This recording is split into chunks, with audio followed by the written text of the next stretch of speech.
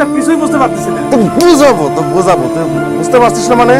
ছাড়েন একে মারছেন কেন? এ তো খুব ভালো মানুষ। রমিজ মিয়া এই চলুইকুল গ্রামের সবচেয়ে দরিদ্র মানুষ।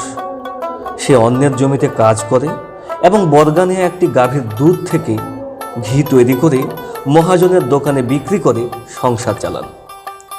রমিজ মিয়ার স্ত্রী সারাদিন বাড়ির কাজ করেও স্বামীর কাজে সাহায্য করে। গরিব হলে কি হবে, এলাকার সবার কাছেই রমিজ মিয়া পরহেজগার ও সখী মানুষ বলেই পরিচিত। কই গো, তাড়াতাড়ি ঘি নিয়ে আসো, দেরি হয়ে গেল তো। তা সালফাল কোন জায়গা গেছে? বাইরে।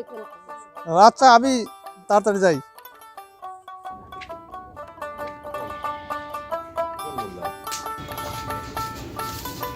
আসসালামু আলাইকুম মাজন সাহেব।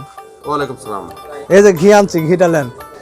আচ্ছা রমিজ মিয়া, তোমার ঘিয়ের তো খুব প্রশংসা, এরপর থেকে একটু বেশি বেশি করে ঘি দিবে, ঠিক আছে? মাজন সাহেব, আমার গরুই একটা, যতটুকু হয় সবটুকুই তো নিয়ে আসি, এর চেয়ে বেশি তো দিতে পারতেছি না। আব্দুল, ঘিটা রাখো আর রমিজ মিয়ার যা যা লাগে সব দিয়া দাও।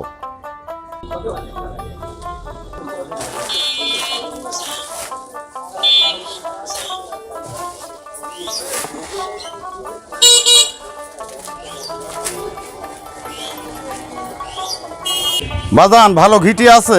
রমিজ মিয়ার ভালো ঘি আছে। দে 1 কেজি ঘি দাও তো দেখি। আব্দুল, 1 কেজি ভালো ঘি দাও তো।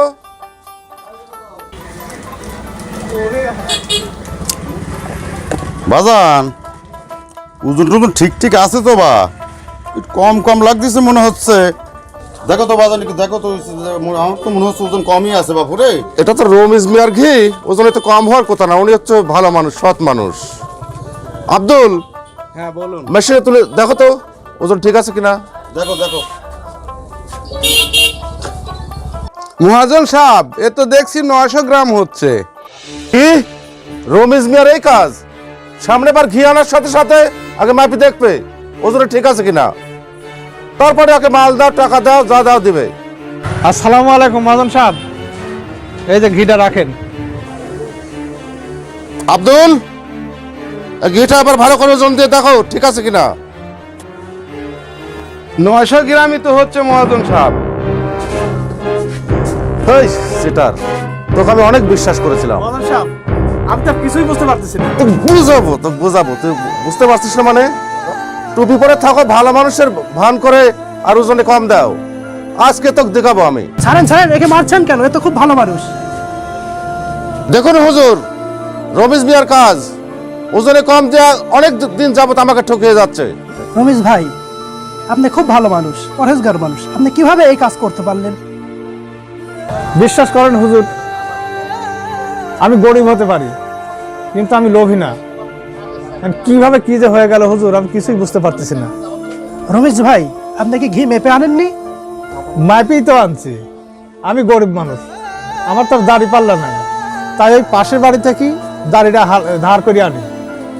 ওর আবার পাথর নাই, তাই এক পাশে ঘি আর এক পাশে মহাজনের 1 কেজি চিনি দিই, দিয়া মাপিলি আসি।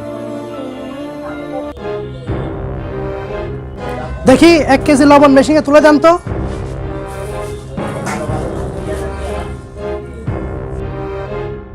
এ তো 900 গ্রাম। ও, এই আসল ঘটনা তাহলে। শুনুন মহাজন সাহেব, আল্লাহ আপনাকে অনেক দিয়েছে, কিন্তু আপনি শুকরিয়া আদায় করেন না। আল্লাহ রাব্বুল আলামিন সব ব্যবসায়িক মানুষকে জান্নাতের মধ্যে শহীদে এক কাতারে রাখবেন। এটা কি আপনি জানেন? দুনিয়ার ভোগবিলাসের ময়ে আপনি মানুষকে ঠকিয়ে যাচ্ছেন আর গোপনে পকেট ভরছেন। আপনি কিভাবে পারলেন এরকম রমিজের মতো সৎ পরেশগার মানুষের গায়ে হাত তুলতে? বলেন তো। ভাই রমেশ, আল্লাহ রাস্তায় তুমি আমাকে মাফ করে দাও। তুমি সঠিক আছো আর আমি ভুল। আজ থেকে আমার চোখ খুলে গেছে, আমিও এখন থেকে আল্লাহ রাসূলের দেখানো পথে চলবো। তুমি আমাকে মাফ করে দাও ভাই রমেশ, মাফ করে দাও। রমেশ ভাই, মহাজন সাহেব তার ভুল বুঝতে পেরেছে, একে আপনি ক্ষমা করে দিন।